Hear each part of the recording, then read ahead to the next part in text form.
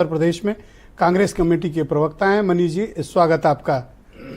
इस बजट को लेकर आप लोग क्यों निराश हैं? अभी राजेश जी ने बताया कि सब कुछ तो है इसमें, आपको तो खुश होना चाहिए।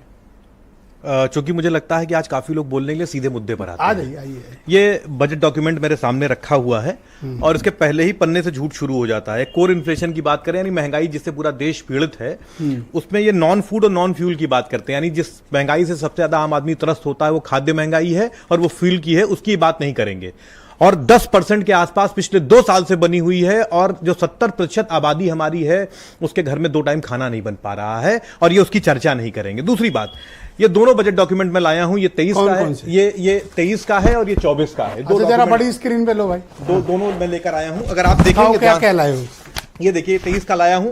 ये चर्चा कर रहे हैं। कब का बजट है? ये 24 का है। ये आप इस बार का है? हाँ, और ये 23 का है। ठीक है। अब ये कर क्या रहे हैं? दोनों क्यों लाए हो? इसलिए कॉपी पेस्ट कर रहे हैं। ये कह रहे हैं आपकी कॉपी पेस्ट कर रहे हैं। अच्छा, माइक सीधा करो पहले। हाँ। ये कह रहे हैं कि 1 करोड़ परिवारों को, किसानों को प्राकृतिक खेती की जद में लाएंगे अगले 3 सालों में। इसमें कह रहे हैं। किसमें? 23 में? 23 में कह रहे हैं। और 24 में कह रहे हैं 1 करोड़ किसानों को प्राकृतिक खेती की जद में अगले 2 साल में लाएंगे। यानी 1 साल में 1 को भी नहीं ला पाए तो अब 3 लिखा है इसमें? हाँ, 3 से 2 पेज नंबर पे है?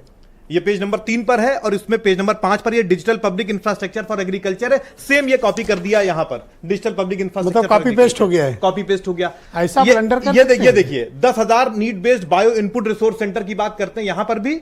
और ये देखिए ये पीआईबी का पिछले साल का जो प्रेस इंफॉर्मेशन ब्यूरो है, वो भी कह रहा है कि 10,000 खोले जाएंगे। पिछले साल भी 10,000 खोले जाने थे, इस बार भी 10,000 खोले जाने हैं। अरे सच में ऐसा है? ये देखिए प्रेस इंफॉर्मेशन ब्यूरो है, मैं नहीं कह रहा। ओके, ठीक है, मैं इसको स्टडी करूंगा। तो ठीक है, काफी हैरानी की सवाल इस बात का है, क्या सिर्फ इतना ही है कि और भी कॉपी पेस्ट नहीं? और भी है। ये 100 स्मार्ट सिटीज की बात करते थे। काफी पढ़ लिख के आए हो। हाँ, 100 स्मार्ट सिटीज की बात करते थे। अब स्मार्ट सिटी में तो कुछ हुआ नहीं। वहां तो पहली बरसात के बाद पानी भर जा रहा है, डूबने लग रही है, नाव चलने लग रही है। तो उसका नाम बदल गया, सिटीज ऑफ ग्रोथ हब्स, यानी विकास के केंद्र बनाए जाएंगे शहरों को। अब वो खत्म स्मार्ट। अब cities of age growth hubs इस शब्द का प्रयोग किया गया है, तो उसको विकास के केंद्र बनाए जाएंगे। स्मार्ट सिटी गई, पानी नाव तैरने लगी ना, नाव चलने लगी उसमें। तो सवाल इस बात का है कि ये नाम बदल देते हैं जब मामला फंस जाए, नया नाम जाएंगे। अच्छा, स्मार्ट मूव है। नहीं, देखिए क्या ये उत्सव धर्मी देश है, नई नाम लाइए, नई घोषणाएं लाइए, लोग खुश हो जाएंगे।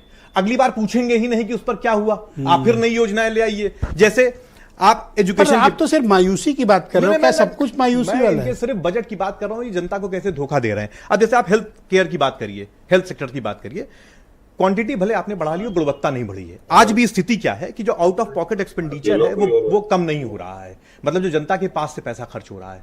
एक आंकड़ा कहता है कि हर साल 10% लोग सिर्फ इसलिए गरीबी रेखा के नीचे चले जाते हैं क्योंकि वो निजी क्षेत्र में इलाज करा लेते हैं। दूसरी बात क्या है कि इन्होंने बजट में एस्टिमेट किया था 88,900 करोड़ रुपया हेल्थ के लिए, और खर्च कितना किया? 79,000, यानी 10,000 करोड़ रुपया कम खर्च किया इन्होंने। रिवाइज एलोकेशन के बावजूद कम खर्च किया, ठीक। और इस बार भी क्या है, 90,000 करोड़ के आसपास का इनका बजट है हेल्थ पर। तो मोटा मोटा घूम फिर कर वही है, ये पैसा बढ़ा नहीं रहे हेल्थ जैसे महत्वपूर्ण सेक्टर पर। एजुकेशन की बात कर लिए तो जो हायर एजुकेशन की सबसे इंपॉर्टेंट बॉडी है यूजीसी, विश्वविद्यालय अनुदान आयोग, 66% कम पैसा एलोकेट किया इस बार उसको। किस सोच के साथ ये लोग हैं? अब आप आइए लिबरल्स पर आ जाइए। पार्लियामेंट्री कमेटी कहती है कि 370 रुपया प्रतिदिन कम से कम वेज होना चाहिए। पार्लियामेंट्री कमेटी कहती है 260-70 के आसपास टिका हुआ है।